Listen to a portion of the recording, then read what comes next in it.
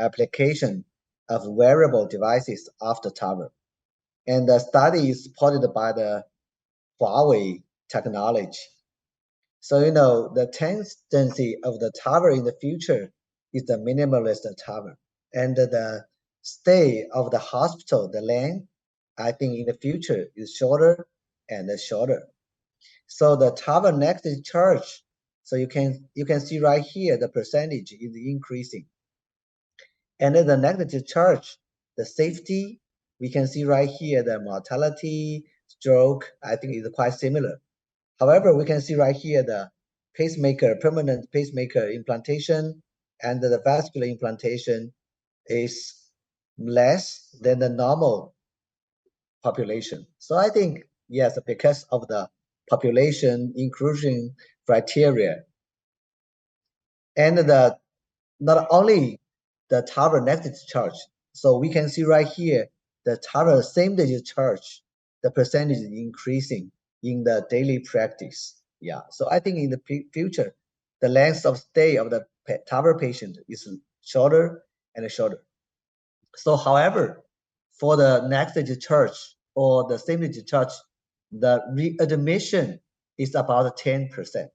The reasons for readmission after early discharge, so I think about 20% of the patient is about the arrhythmia and the complete heart block.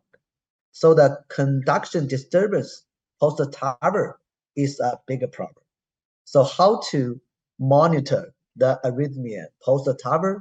The ambulatory, the EKG is quite very important.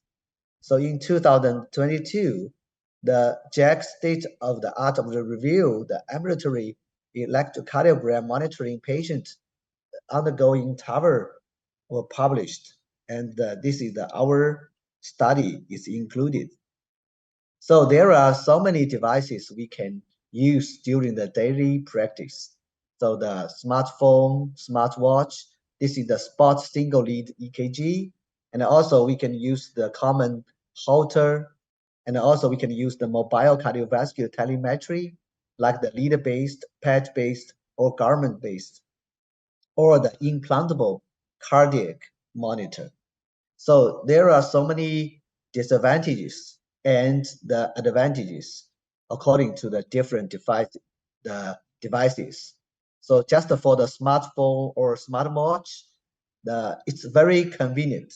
So you can use every day. So however, it is the intermittent and manually triggered. For the Holter, it's convenient. However, it's only lasts 1 day or maybe 7 days or up to 4 weeks. So you cannot use it so convenient. Also, we can use the implantable cardiac. So I think in the daily practice, we not use that because it's invasive. Yeah, so different device has different advantage or the disadvantages. So I think in the daily practice, the smartphone, smartwatch, so I think it's very useful for detecting the arrhythmia post-TAVR. So in our center, Professor Wang and our team, we designed the smart TAVR registry, based on the Huawei smartwatch. So this is the prospective, cohort, according to the single center of our center.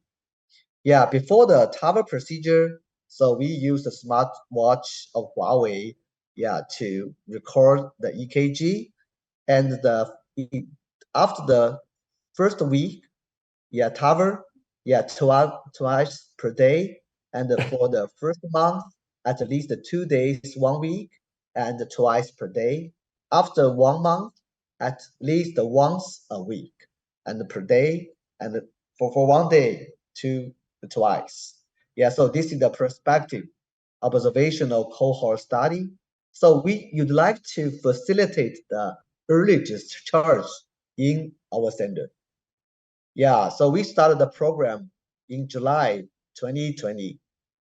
So in less than 1 year, we included in 112 patients, and then we use the 100 case for the analysis. We can see right here, the patient, the average age is 73 years old, and the STS score about 4%, and this is the comorbidities. So before the TAVR procedure, there are some high risk for the pacemaker, just like the block, right bundle branch block, about 5%. For the so in China, majority of the case is the self-expanding, up to now. So about 91% of patients of self-expanding valve. So after self-expanding, the rate of the conduction disturbance much higher than the balloon expandable. And then for the 100 cases, about 9% of patients we use the SAPIEN XT or SAPIEN 3. Yeah. In our center, in this 100 cases, 56 of the patients discharged the next day, and early discharge about 82%. So we can see the arrhythmia outcome. Yeah. So just quite similar with Professor Song's data. So majority of the case, the arrhythmia during 1 week or during the first 3 days.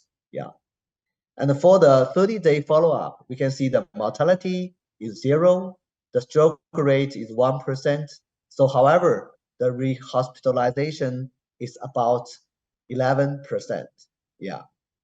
So the pacemaker implantation, so 4% higher after the 400% higher than the discharge. So use the smartwatch.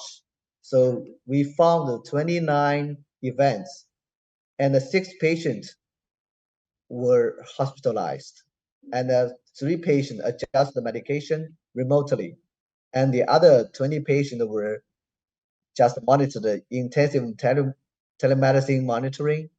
Yeah, so especially it's quite useful in the COVID-19. So this is the conduction disturbance of the TAVR. So we can see right here the 3-degree AV block.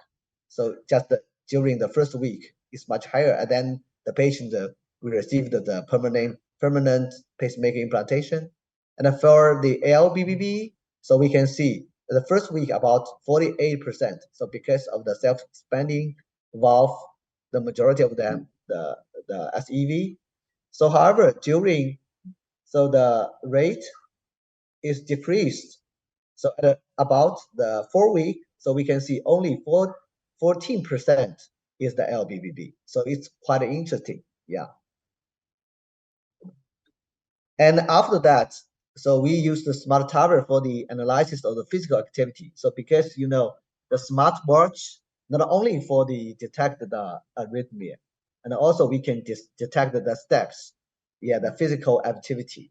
So from July 2020 and to May 2022, about 240 patients is included.